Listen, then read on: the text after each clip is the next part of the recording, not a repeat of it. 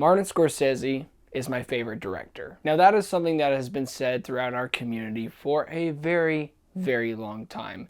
You have phenomenal pieces of art like Taxi Driver or Gangs of New York, The Departed, Shutter Island. The list can go on and on. But one thing that remains clear about Martin Scorsese is that he has such an attention to detail with storytelling. And with Killers of the Flower Moon coming out, this is one of his most important projects to date. And I, for one, cannot wait to get into this review. This movie is cinema. I ain't got nothing but regret.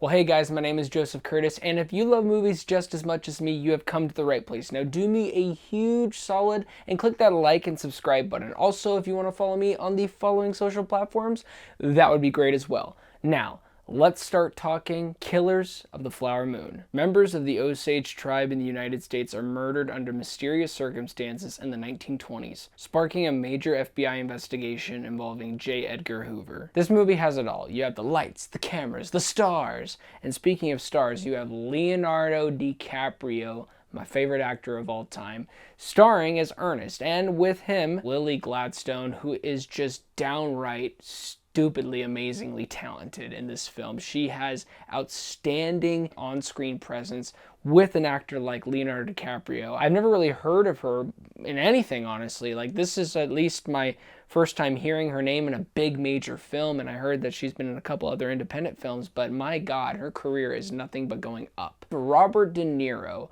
who just brings a killer performance in this as this ruthless, manipulative uncle that just kind of gets his way in everything that he does. Performance-wise, you will not have an issue with this film. Character-wise, this story, which it's really this tragic tale of something that really happened and that has affected a lot of people, still affects people today.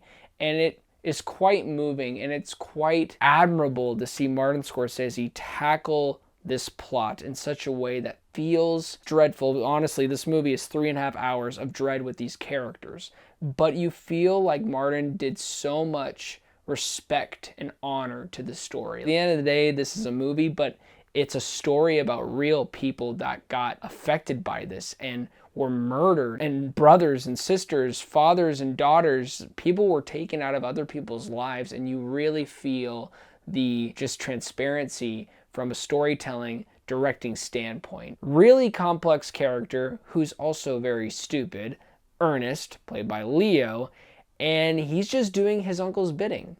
And he gets to these moments in this film where you know he should do this. It reminds me of Uncut Gems, where Adam Sandler's character would just make the wrong decisions, and you know this is the right one, and you know that he knows this is the right one, but he's a risk taker. He loves the chase. That's Leo's character in a nutshell. That's really what this film is, of Leo making dumb decisions, being manipulated by his uncle, just witnessing this entire tribe just getting demolished by the white men. And it's disgusting. It's filled with hate, racism, greed, and this is a film that is so timely because I don't want to get into politics or, big topics today, but there's something that's happening in our world that I feel like has to do with land, power.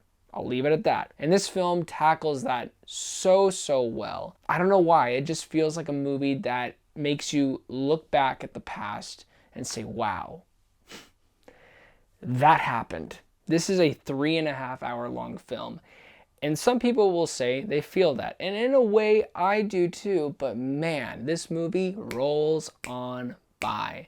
I only checked my phone once just because I got like a buzz. I checked the text, put it down. I'm like, oh, about 2 hours. Yeah, that makes sense. The way Martin Scorsese goes about with the direction style, where he takes it in a very personal approach, because this is essentially a true crime kind of story. Scorsese could have just gone to that more just basic approach of, oh, we got to go from here to there to this to that. No, he went in an approach where you have these characters and you bring them to our level as the viewer. So you are witnessing for the entire film really a villain. So, typically the black screen, white letters, they say all the facts that happened later on in life.